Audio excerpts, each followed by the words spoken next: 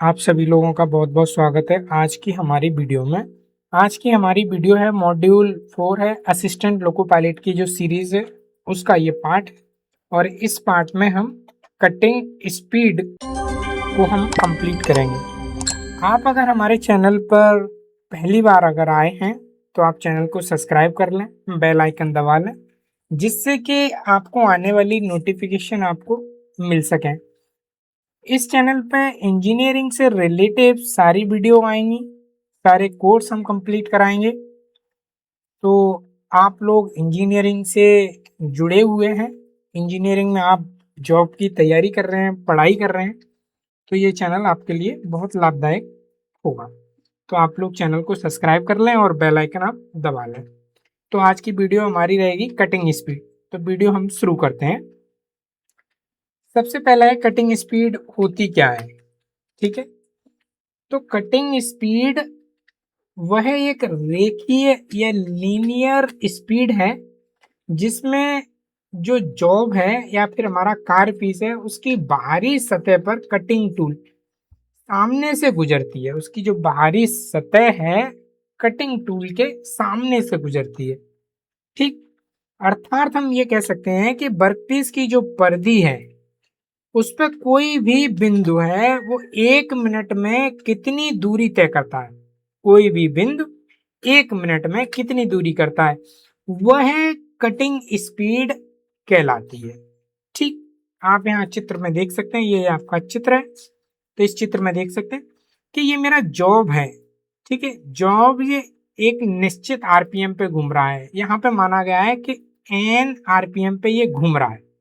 ठीक, उसके बाद में ये मेरा टूल है और ये मेरा कटिंग टूल है। तो कटिंग टूल जो फीड है, फीड को हम इस डायरेक्शन में देंगे। ठीक है, फीड हमने जब दी गई है तो हमारा जो जॉब है वो इतना मटेरियल काट चुका है।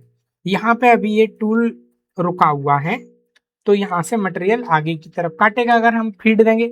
अगर यहीं पे हमारा जो वर्क पीस है वो राउंड करता रहेगा एक एन आरपीएम पे और टूल हमारा आगे नहीं बढ़ेगा तो हमारी कटिंग नहीं होगी।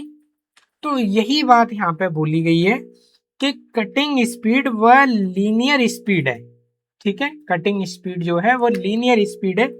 इसमें वर्क पीस की जो बाहरी सतह है वो टूल के सामने से गुजरती है। इसका मतलब यही है कि उसकी परिधि जो है कोई स्थित कोई बिंदु है वो 1 मिनट में जितनी दूरी तय करता है, ठीक, वो जितनी दूरी तय करता है वो उसकी कटिंग स्पीड कहलाई जाती है।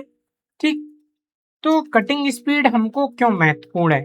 ठीक है, सही कटिंग स्पीड हमें इसीलिए चुननी चाहिए क्योंकि मशीनिंग में कम समय लगता है। जिससे क्या होगा, मशीनिंग में हमें कम समय लगेगा। टूल की जो लाइफ है, आयु है, वो बढ़ती है। ठीक है, और सतह की गुणवत्ता, सतह पे जो क्वालिटी मिलेगी, फिनिशिंग मिलेगी वो हमें अच्छी मिलेगी, बेहतर बनेगी। मतलब सतह की जो गुणवत्ता है वो हमें बेहतर मिलती है। ठीक है, उत्पादन की जो क्षमता है वो बढ़ जाती है। मान लीजिए 1 घंटे में मेरे पीस 10 पीस मेरे बन रहे थे। ठीक है, अगर मेरी कटिंग स्पीड ठीक है तो मेरे को 1 घंटे में कम से कम मेरे 5 नंबर कंप्लीट पीस मेरे को मिलेंगे। इस तरह से मतलब उत्पादन क्षमता बढ़ती है। 1 घंटे में यहाँ पे मान लीजिए 2 पीस बन रहे थे और यहाँ पे मेरे अब 5 पीस बन रहे हैं। तो इस तरह से मेरी प्रोडक्शन बढ़ रहा है। ठीक है, कंपन या वाइब्रेशन यहाँ पे कम होता है। ठीक है, कंपन या वाइब्रेशन कम होगा अगर हमारी स्पीड सही है कटिंग की, तो हमारा वाइब्रेशन या कंपन कम होगा। सेकंड है ऊर्जा, जो एनर्जी है उसकी हमारी बचत होगी। ठीक है, मतलब कम समय में हमारी ज्यादा प्रोडक्शन बनेगा, उससे हमारी एनर्जी बचेगी, मतलब विद्युत सप्लाई हमारी बचत होगी। क्लियर। डायमेंशन एक्यूरेसी अच्छी मिलती है, मतलब हमें एक्यूरेट डायमेंशन के पार्ट हमको मिलेंगे। जरा सा भी डायमेंशन में वेरिएशन या फिर लिमिट हमको देखने को नहीं मिलेगी। तो डायमेंशन में एक्यूरेसी हमें अच्छी मिलती है। ये हमारा कटिंग स्पीड इसीलिए हमें जरूरी होता है। कटिंग स्पीड को प्रभावित करने वाले कौन कौन से कारक होते हैं या कौन कौन से कारण होते हैं वो हम देखते हैं। सबसे पहला है कार्य पीस का पदार्थ मतलब वर्क पीस जो बना हुआ है उसका मटेरियल कौन सा है। ठीक है, कठोर पदार्थ के लिए कम स्पीड रखी जाती है। ठीक है, एग्जाम्पल के लिए माइल्ड स्टील है आपका, अगर वर्क पीस माइल्ड स्टील का है तो उसके लिए मीडियम स्पीड रखी जाएगी, अगर कास्ट आयरन का है तो कम स्पीड रखी जाएगी। एल्युमिनियम का है तो अधिक स्पीड रखी जाएगी, अगर ब्रास का है तो हम और अधिक स्पीड हम रख सकते हैं। ठीक है, तो ये हमारा स्पीड जो है वर्क पीस जो बना हुआ है वो मटेरियल कौन सा है ये हमें जांचना पड़ेगा, उसके अकॉर्डिंग फिर हमें अपने मशीन की स्पीड को मेंटेन करना होगा। ये हमारा है। कटिंग स्पीड को प्रभावित करने वाले कौन कौन से कारक में सबसे दूसरा पॉइंट है कटिंग टूल का पदार्थ।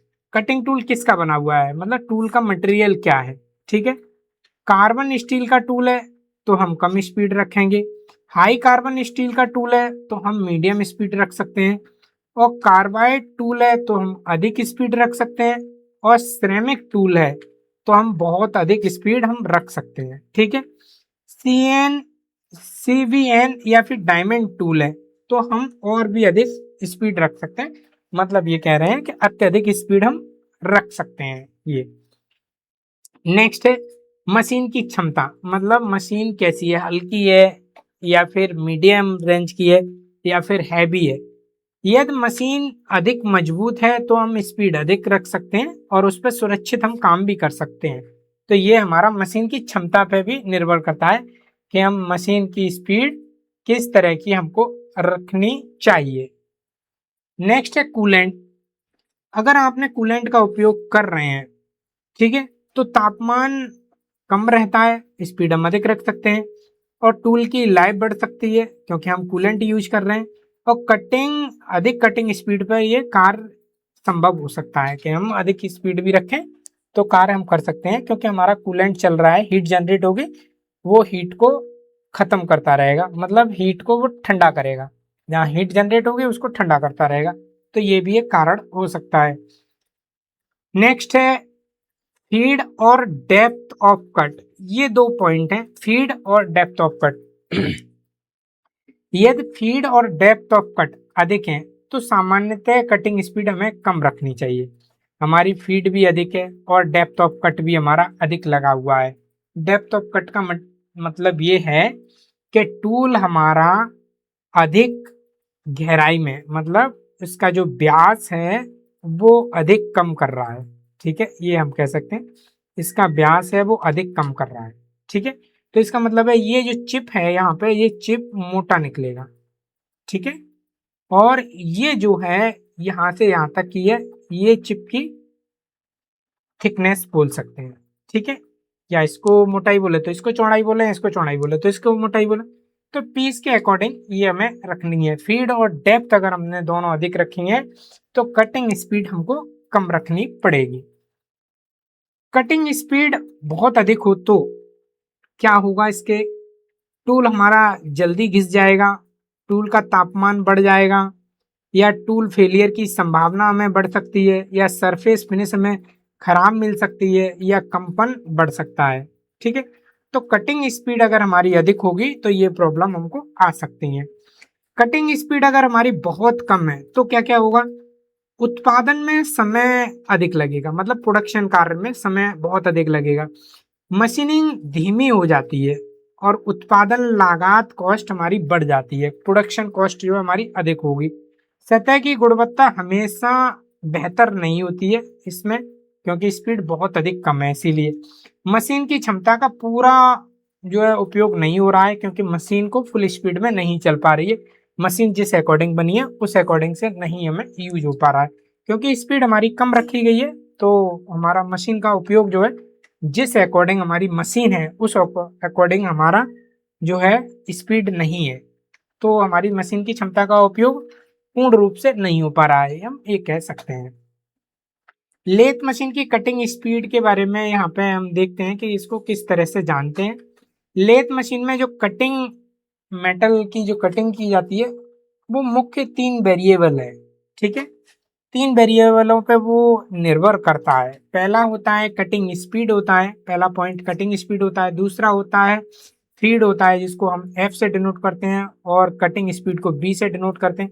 डेप्थ ऑफ कट है उसे हम डी से डिनोट करते हैं, क्योंकि ये डायामीटर को कम करने का कार्य करती है।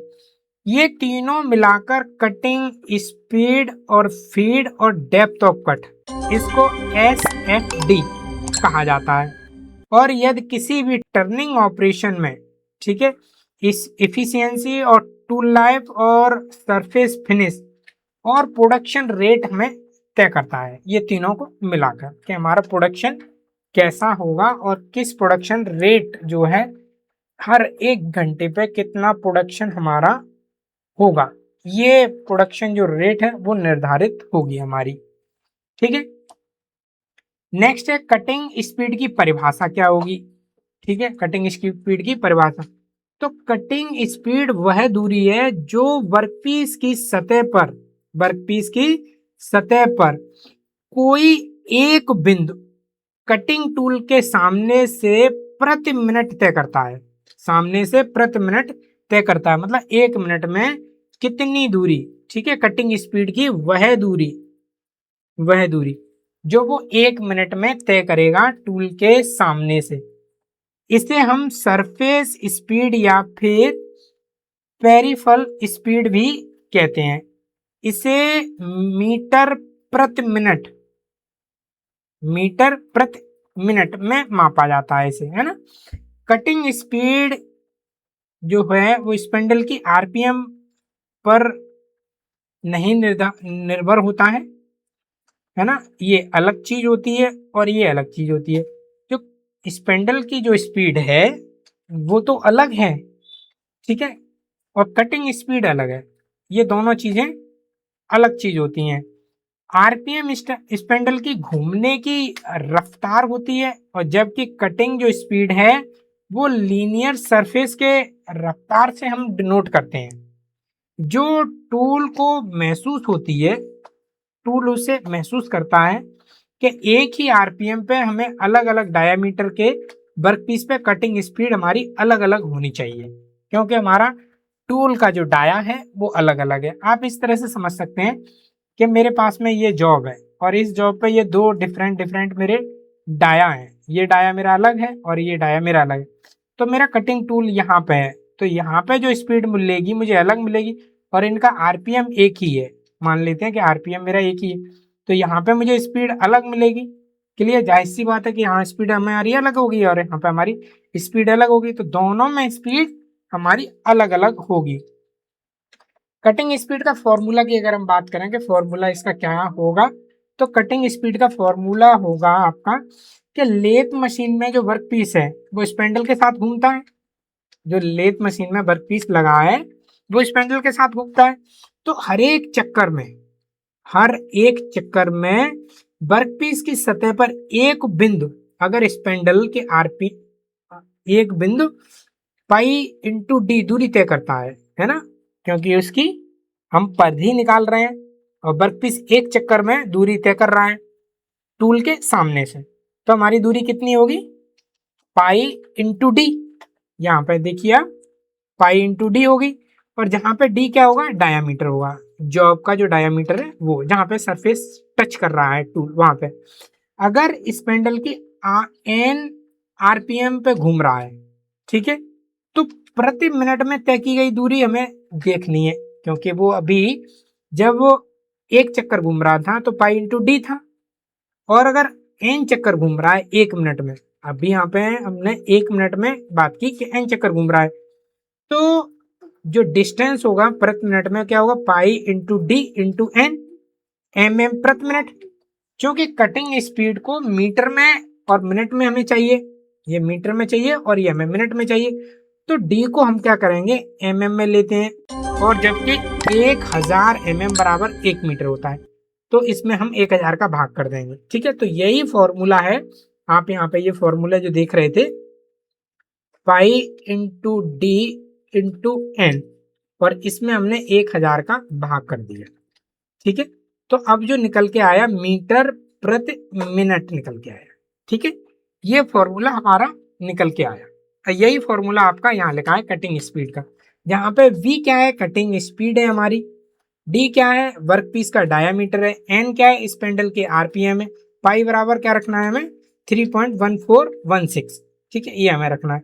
आरपीएम निकालने का एक उल्टा फॉर्मूला होता है जो सबसे ज्यादा इस्तेमाल किया जाता है, वो ये क्या है कि एन हम यहाँ पे रख लेंगे, क्योंकि वर्क पीस और मशीनिस्ट में दी गई कटिंग स्पीड मटेरियल के अनुसार होती है, तो आरपीएम को हमको सेट करना होता है। इसीलिए हम क्या करते हैं कि एन हमने यहाँ रख लिया।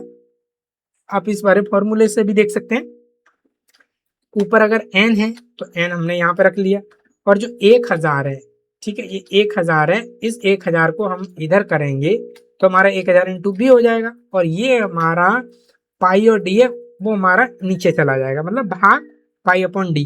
तो ये फॉर्मूला हम अधिक यूज कर लेते हैं, क्योंकि हमें जो है आरपीएम निकालने हैं, राउंड निकालने हैं, कितने आरपीएम पे हमें घुमाना है चक्कर प्रति मिनट। इस तरह से हम कटिंग स्पीड निकालते हैं। यहाँ पे क्वेश्चन एक दिया गया है कि एक माइल्ड स्टील के वर्कपीस का डायामीटर आपको ये दिया गया है कि 60 mm, और टूल हमें दिया है HSS, मतलब हाई स्पीड स्टील का टूल है, और टर्निंग हमको करना है। रिकमेंडेशन कटिंग स्पीड 30 मीटर प्रति मिनट है, तो स्पेंडल की आरपीएम निकालो। यहाँ पे हमें स्पेंडल के आरपीएम निकालना है। ठीक है, आपको हल कैसे करना है ये देख लेते हैं कि दिया क्या क्या गया है। डायामीटर आपको 60 mm दिया गया है, यहाँ पे देखिए ये 60 mm आपको दिया गया है, और जो आपको स्पीड दी गई है वो 30 दी गई है, यहाँ पे आप देखिए 30 दी गई। फॉर्मूला हमें क्या निकालना है, ये वाला हमारा फॉर्मूला था। इस वाले फॉर्मूले में हमें पुट कर देना है। डी हमारे को दिया है तो हमें डी यहाँ पे रख देना है। स्पेंडल की जो हमें कटिंग स्पीड दी गई है वो हमें यहाँ पे दी गई है, तो यहाँ पे हम रख देंगे। बाकी हमें पाई पता है, एन हमारा निकल आएगा राउंड पर, तो यहाँ पे देखिए ये पुट कर दिया गया। बी की जगह हमें 30 यहाँ पे वैल्यू रख दी गई है, और यहाँ पे डी की जगह हमें 60 mm रख दिया गया है। ये हमारा ये रखा है, ये mm में रखी गई है क्योंकि यहाँ पे मीटर में चेंज करने के लिए 1000 यहाँ पे रखा गया है। ठीक है, तो हमारा ये आया। अब इसको इसमें भाग देंगे तो हमारा 160 आरपीएम निकल आएगा कि हमें 160 आरपीएम में स्पिंडल की गति को हमें रखना है, 160 आरपीएम लगभग। ठीक है, अतः स्पिंडल की जो स्पीड होगी वो लगभग कितनी होगी, 160 mm हमें रखनी होगी। तो ये हमारा क्वेश्चन इस टाइप से आते हैं। क्वेश्चन नंबर दूसरा है कि डायमीटर घटने पे क्या असर होगा। यदि वही वर्कपीस टर्निंग के बाद डायमीटर घटकर 40 mm हो जाए तो वही कटिंग स्पीड 30 mm बनाए रखने के लिए नया आरपीएम हमें क्या करना होगा। नया आरपीएम हमें करना है तो हमारे को जाहिर सी पता है कि 40 mm अब हमारा डाया हो गया है, तो डी की जगह हम 40 रखेंगे। कटिंग स्पीड हमारी बी है तो बी की जगह हम ये रख देंगे, तो यहाँ पे हमने रख दिया। ठीक है, 40 हमने इधर रख दिया, 30 हमने इधर रख दिया। हमने इसको सॉल्व किया तो ये लगभग 240 आरपीएम हमें निकला। ठीक है, डायामीटर घटने पे वही कटिंग स्पीड बनाए रखने पे आरपीएम हमको बढ़ानी पड़ती है। ठीक है, घटने पे हमें क्या होगा कि आरपीएम हमको बढ़ानी पड़ेगी। वजह क्या है कि इसका प्रैक्टिकल मशीन में 2 बार आरपीएम एडजस्ट करनी पड़ती है, खास करके जब फेसिंग ऑपरेशन में, जहां पे डायामीटर लगातार शून्य की तरफ घटता हुआ जाता है, शून्य की तरफ घट रहा है, कंटिन्यू डाया हमारा घट रहा है, तो हम इस तरह से देखते हैं। ठीक, नेक्स्ट है मशीनिंग में टाइमिंग की गणना कैसे की जाएगी। टाइम ऑफ टर्निंग, तो टर्निंग में लगने वाला फॉर्मूला जो होता है टी बराबर एल मतलब लंबाई, और एफ है वो हमारा फीड है, और एन है वो हमारा आरपीएम चक्कर है। ठीक है, जहां पे ये दिया गया है देखिए, टी बराबर हमारा मशीनिंग टाइमिंग है, एल बराबर लेंथ ऑफ कट है, कितनी लंबाई का कट हमको लगाना है, एफ बराबर फीड है, और एन बराबर आरपीएम। उदाहरण के लिए आप एग्जांपल की तरह समझ सकते हैं, अगर हमारी लंबाई का जो कट है वो 200 mm है, और फीड हमारी जो रखी गई है 0.25 mm प्रति चक्कर रखी गई है, और आरपीएम जो निकाला गया है वो 159 आरपीएम है, तो हमें इसकी क्या निकालनी है, कटिंग टाइमिंग निकालनी है। तो कटिंग टाइमिंग का हमारा फॉर्मूला ये है, सिंपल सा हमको ये याद रखना है। ठीक है, इसमें हमारे को लेंथ जो दी गई थी ये वाली लेंथ, तो लेंथ हमने रख दी एल बराबर, और हमारा जो फीड है, ठीक है, ये हमारी फीड है, तो फीड हमने रख दी, फीड हमारी कितनी है टी, फीड हमारी कितनी है एफ, फीड हमारी एफ हमने रख दी। एफ रखने के बाद में हमारा कितना है राउंड मतलब आरपीएम, आरपीएम की जगह हमने ये वाला वैल्यू रख दिया, और ये वैल्यू रखने के बाद में हमने सॉल्व किया तो 5 मिनट लगभग समय ये निकला। ठीक है, तो इस तरह से हम मशीनिंग की टाइमिंग निकाल सकते हैं इस अकॉर्डिंग। ठीक है, कुछ इसके रूल हैं, थंब रूल इनको हम बोलते हैं वर्कशॉप में मशीनिस्ट करने के लिए, टाइमिंग निकालने के लिए। तो डायामीटर जब छोटा हो तो आरपीएम बढ़ेगा, ठीक है, आरपीएम बढ़ेगा, क्योंकि डायामीटर बड़ा हो रहा है तो आरपीएम घटेगा, ताकि सरफेस कटिंग लगभग स्थिर रह सके, ठीक है। हमेशा रिकमेंडेड स्पीड से थोड़ा कम आरपीएम से शुरुआत करें, क्योंकि धीरे धीरे बढ़ता जाता है और स्पीड से टूल जल्दी घिस जाएगा, ठीक है। स्पीड होगी तो क्या होगा, टूल जल्दी घिस जाएगा, और रैपिड टूल में वियर होता रहता है, जबकि कटिंग स्पीड सिर्फ समय बढ़ाती है और नुकसान कम करती है, ठीक, ये आपको याद रखना है। रफ ऑपरेशन कोई करना है तो उसमें क्या करना है, स्पीड हमें कम रखनी है, फीड और डेप्थ हमें ज्यादा रखनी है, क्योंकि हम रफ ऑपरेशन कर रहे हैं। रफ में क्या होता है, मटेरियल हमको ज्यादा उठाना है, ज्यादा उठाना है तो हमें स्पीड क्या करनी पड़ेगी, कम रखनी पड़ेगी। फीड और डेप्थ ये दोनों में अधिक रखनी पड़ेगी, ठीक है, ये दोनों में अधिक रखनी होती है। ज्यादातर मटेरियल में ये जल्दी हटाना होता है, और फिनिशिंग ऑपरेशन में जो स्पीड हमको ज्यादा रखनी है, फीड और डेप्थ हमें ये दोनों कम रखनी है, ठीक है, ये दोनों में कम रखनी है। इस तरह से हम कर सकते हैं। इससे क्या होता है कि हमको एक अच्छी फिनिशिंग मिलती है, ठीक है। कूलेंट का इस्तेमाल हो तो स्पीड हम 20 से 25% बढ़ाया जा सकता है, क्योंकि बिना टूल लाइफ के बुरा असर पड़ता है जॉब पर, ठीक। तो ये हम देख सकते हैं। अब यहाँ पे हमारे एमसीक्यू क्वेश्चन है, उनको हम देख लेते हैं। कटिंग स्पीड किस यूनिट में मापा जाता है, जो कटिंग स्पीड है वो किस यूनिट में है, आरपीएम में नापा जाता है, या मीटर प्रति एमएम में नापा जाता है, या एमएम प्रति रिवॉल्यूशन में नापा जाता है, या फिर न्यूटन में नापा जाता है। तो इसका राइट आंसर है मीटर प्रति मिनट में नापा जाता है, आंसर बी। क्वेश्चन नंबर आपका दूसरा है, कटिंग स्पीड निकालने का सही सूत्र क्या है, कटिंग स्पीड निकालने का सही सूत्र क्या है। तो आपको पता है कि 1000 का इसमें भाग देना है, स्पीड है, क्योंकि हमारा डी जो लिया गया है वो एमएम में लिया गया है, ठीक है। तो इसका राइट आंसर क्या होगा, बी होगा, क्लियर, राइट आंसर इसका बी। क्वेश्चन नंबर हमारा तीसरा है, अगर वर्क पीस का डायामीटर घटता जाए तो कटिंग स्पीड स्थिर रखनी हो तो आरपीएम का क्या होगा, आरपीएम हमको घटाना पड़ेगा या बढ़ाना पड़ेगा, या फिर वही रखना पड़ेगा, या शून्य करना पड़ेगा। आरपीएम को क्या करना पड़ेगा, आरपीएम हमेशा बढ़ेगी, क्लियर। क्वेश्चन नंबर आपका ये तीसरा। क्वेश्चन नंबर आपका चौथा है, निम्न में से किस मटेरियल की कटिंग स्पीड एचएस टूल से सबसे ज्यादा होती है, ठीक है, हाई स्पीड स्टील टूल से ज्यादा होती है, ठीक है। निम्न मटेरियल में किस मटेरियल में हमें ज्यादा रखनी है। पहला आपका है कास्ट आयरन, फिर अलॉय स्टील, फिर एल्युमिनियम, या फिर माइल्ड स्टील।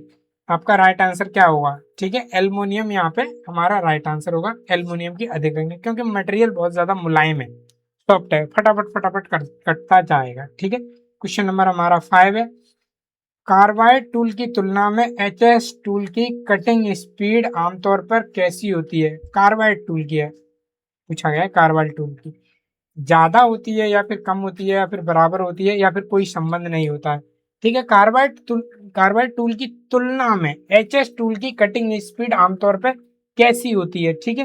तो यहाँ पे इसकी कम होती है, आपको ये ध्यान रखना है, ठीक है। क्वेश्चन नंबर आपका 5 था।